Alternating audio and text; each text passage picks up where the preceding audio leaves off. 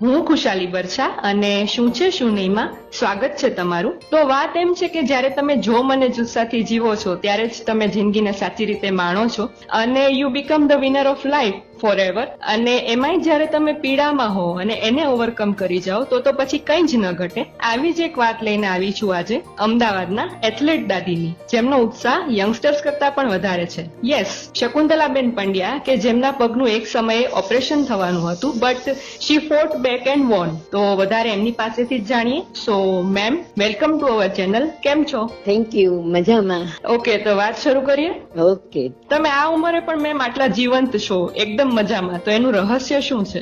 સૌથી પહેલા તો હું જિંદગીની દરેક પળને આનંદથી વાગોળું છું, પ્રેઝન્ટમાં જીવવાનો ટ્રાય કરું છું. આ મારું ઉર્જાનું એક રહસ્ય છે. આમ તો 70 વર્ષ એટલે એવરેજ લાઈફ પૂરી થઈ એવું કહેવાય, પણ આ વિચારના સાથે મને બીજો એક વિચાર આવે કે હવે બાકીની જિંદગી છે તો મારે કઈ રીતે જીવવી કે મારી એક એક પળનો ઉપયોગ કરી અને બાકીની જિંદગીને હું લાંબી બનાવું. આ વિચાર મને હંમેશા હું યાદ રાખું છું અને એ વાતને યાદ રાખતા રાખતા હું આજની જિંદગી જે હર પળ જે જીવું છું એનો મારી જે પેશન છે એને ધ્યાનમાં રાખીને જીવું છું. Okay, interesting. તો મેમ, સ્વાસ્થ્ય બાબતે તમે આટલા જાગૃત ક્યારથી અને કઈ રીતે બન્યા? એના પાછળની એક લાંબી વાર્તા છે કે મારી જીવનનું એ ટર્નિંગ પોઈન્ટ પણ કહી શકાય બીજા શબ્દોમાં. જેમ કે મને 45 વર્ષની આસપાસ મને ઢીંચણનો ગાદી ફાટી જવાનો જે પ્રોબ્લેમ છે એ પ્રોબ્લેમ મને વખતે થયો. પણ સાચું કહું તો મને એ વખતે સાચવી લીધી. એટલે કે મેં ઓપરેશન કરાવી શકત પણ મેં ના કરાવ્યું અને ફિઝિયોથેરાપિસ્ટની મદદથી એક્સરસાઇઝ અને એના નિયમો, જે કસરતના નિયમો હતા અને એને મેં વળગી રહી અને મારી પ્રોબ્લેમ હતી એને મેં ઓવરકમ કરવાનો એક પ્રયત્ન કર્યો. Okay, we are proud of you ma'am. Thank you very much. અને તમારું ટાઈમ ટેબલ શું હોય છે રોજનું? તમે શું ખાઓ પીવો છો?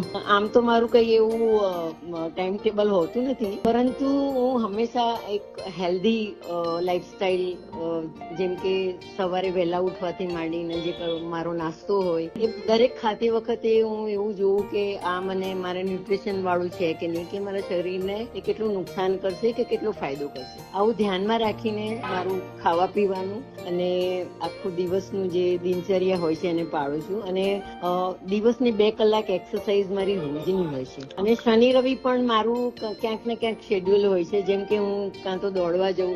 અત્યારે અમે લોકો એક GNPL ક્રિકેટ મેચમાં પાર્ટિસિપેટ કર્યું છે, તો અત્યારે અમે રોજે 2 કલાક ક્રિકેટની પ્રેક્ટિસ કરીએ છીએ. એ નાની નાની વાતોને પણ હું એને બહુ મોટું મહત્વ આપીને એમાં હું રચી રહી અને મારું જે જીવનનું એક્ટિવ બનવાનું જે મારું સ્વભાવ છે એમાં હું પોતે સપોર્ટ કરું. અને મેમ, તમે ઘણી બધી સ્પર્ધાઓમાં ભાગ લીધો છે, તો એવી કઈ સ્પર્ધા હતી કે જે તમને ચેલેન્જિંગ લાગેલી? અત્યાર સુધી મેં ઘણી બધી સ્પર્ધામાં ભાગ લીધો છે અને દરેક સ્પર્ધા પોતપોતાની રીતે ચેલેન્જિંગ જ હોય છે.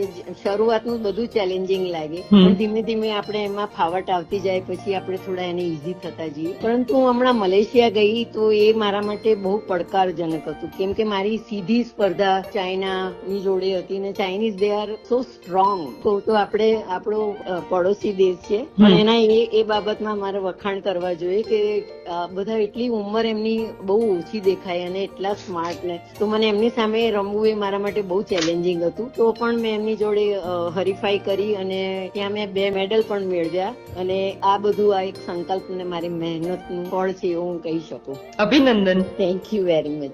અને મેમ, હવે પછીનું તમારું લક્ષ્ય શું છે? તમે કેવી સ્પર્ધામાં ભાગ લેવાનું ઈચ્છશો? મારું એકચ્યુઅલી હું કેવું માનું છું કે કોઈ ગોલ મારે ક્યાંક પહોંચવું નથી, પણ મને જર્નીમાં આનંદ આવે છે. મારું લક્ષ્ય તો છે કે હું આંતરરાષ્ટ્રીય સ્પર્ધાઓમાં ભારતનું પ્રતિનિધિત્વ કરું. જેમ કે હમણાં જ મારી એક એશિયન ગેમ્સમાં મારું સિલેક્શન થયું છે, ત્યાં પણ હું જવાની છું. અને એ બધું ઈઝી નથી, પણ એમાં હું સપોઝ એક ગોલ મારો ધ્યાનમાં રાખું તો મારે થોડું આગળ વધી શકું, મારું પ્રોગ્રેસ થાય. અત્યાર સુધી જે મારું પરફોર્મન્સ રહ્યું છે એ ખાલી મારા તરફથી હતું. આઈ મીન કે કોઈ ટ્રેનિંગ નથી લીધી, મેં ફોર્મલ ટ્રેનિંગ નથી લીધી. ઓકે. મારી જાતે જ જે પણ કરીને એમાં હું થોડી આટલી આગળ દેખાઉં છું. પણ હવે હું ઈચ્છું છું કે પ્રોફેશનલ કોચિંગ લઈ અને એની ટ્રેન થઈ અને પછી હું પાર્ટિસિપેટ આગળ કરું, ક્યાંક એવું કંઈક મેળવું જે આપણા દેશનું નામ રોશન કરે. Best wishes ma'am. Thank you very much again. અને ઘણા લોકો હવે એન્ટી એજિંગ પ્રોડક્ટનો ઉપયોગ કરતા થયા છે, તો એ વિશે તમે શું માનો છો? હું એવું માનું છું કે આ તો બધાની પર્સનલ ચોઇસની વાત છે કે પોતાને શું કરવું. અત્યારે બધા હોશિયાર છે કે એમને ખબર પડે કે તમે કેમિકલ યુઝ કરો છો, નેચરલ ઓર્ગેનિક વસ્તુ યુઝ કરો છો. એમ જોવા જઈએ તો આપણા રસોડાની કોઈ પણ વસ્તુ છે ને એ મને એન્ટી એજિંગ માટે કંઈ નું કંઈ યુઝફુલ છે. તમે બહારના કેમિકલ પણ તમને